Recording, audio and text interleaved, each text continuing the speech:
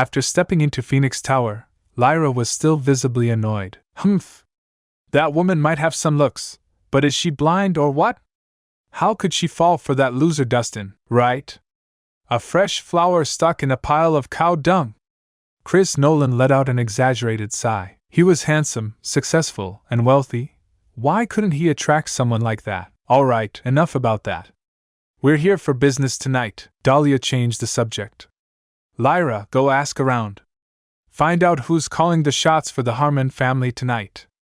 If possible, see if we can get an introduction. One of my girlfriends works here. I'll call her right now. Lyra pulled out her phone and dialed. A moment later, she reported back. President Nicholson, I found out. Tonight's charity banquet is being personally organized by Chairwoman Natasha Harmon. As for who she'll choose as her partner, it depends entirely on her personal preference. Chairwoman Harmon?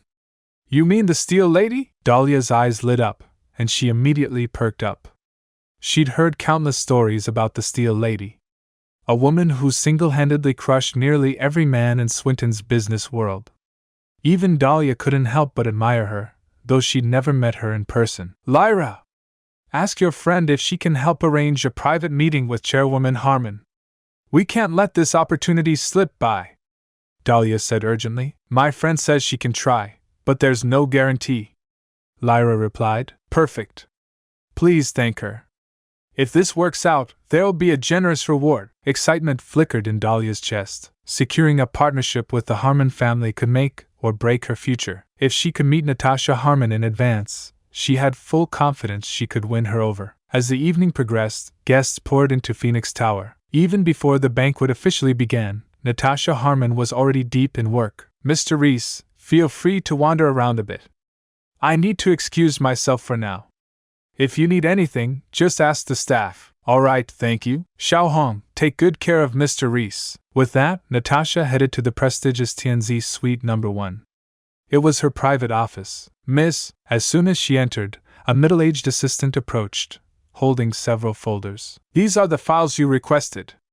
After multiple rounds of screening, only 4 companies meet our partnership criteria. Please take a look and let me know if anything needs to be added.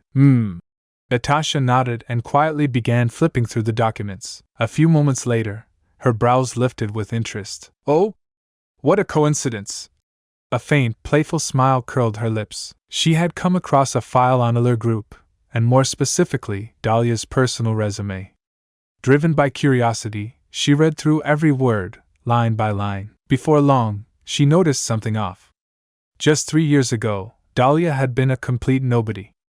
Allure Group was unknown and irrelevant, but after getting married, it was as if some divine force had intervened.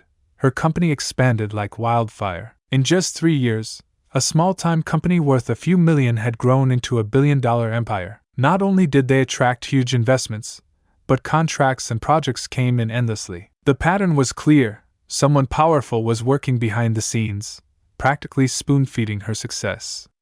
But Dahlia had no family background or industry connections, so who would go this far for her? Could it be him? Dustin's face flashed through Natasha's mind. Aside from him, she couldn't think of anyone who'd help Dahlia so unconditionally. Her curiosity deepened. Just who was Dustin? To elevate Allure Group to such a level in just 3 years, this was no ordinary feat. Dustin, what secrets are you hiding beneath the surface? Natasha narrowed her eyes, interest growing. And Dahlia, what were you thinking? You had a golden husband in front of you, and you tossed him aside to go mess around with that loser Nolan? Isn't that just straight up insane? She sighed inwardly, frustrated on Dustin's behalf. He gave so much for a woman, quietly, without asking for anything in return. And not only was she oblivious, she even arrogantly filed for divorce. Natasha didn't even know where to begin scolding her. But on second thought, maybe it wasn't such a bad thing. At least she now had a chance to steal him away. Miss, are you thinking of selecting Dahlia from Allure Group? The assistant cautiously asked. He rarely saw the young lady so engrossed in someone's file. Dahlia? Humph, Natasha's tone turned cold. She might meet the technical criteria, but I don't like her. Understood. I'll remove her from the Harmon family's candidate list immediately, the assistant said swiftly. No rush. Reorganize the documents and let Mr. Rhys take a look. Let him decide. Natasha smiled knowingly. Yes, Mississippi. Though confused, the assistant dared not question her. Anything else? Seeing he hadn't left yet, Natasha casually asked. Miss, Edward Spanner from Dre Group has arrived. He specifically requested to see you, the assistant reported. Edward Spanner?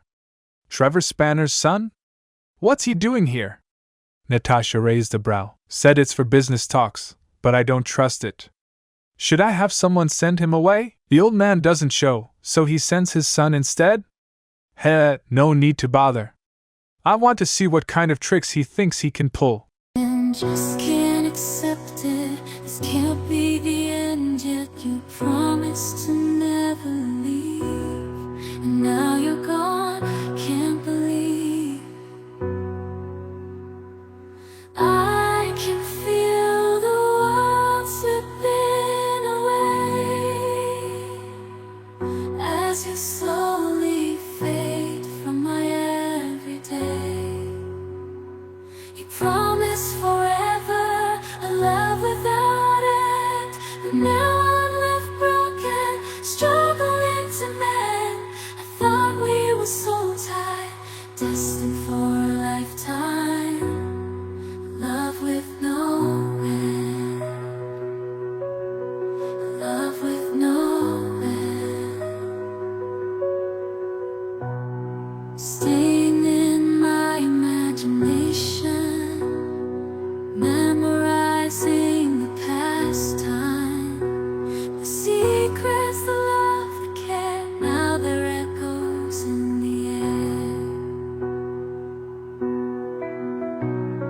I still see your face in every place, feel your warmth, your gentle grace. But now there's just an empty space, and I'm lost in this endless chase. Keeping you in my heart, a piece of you I'll never let